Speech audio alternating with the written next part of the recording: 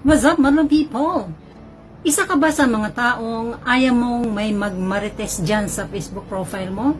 Kung ganon, panoorin ang videong ito. Buksan ang iyong Facebook account. I-tap lang itong menu.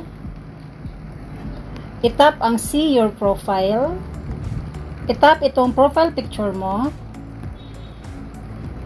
Then i-tap ang see profile picture. I-tap itong 3 dots at the upper right corner of your screen. I-tap ang edit privacy. I-tap ang only me.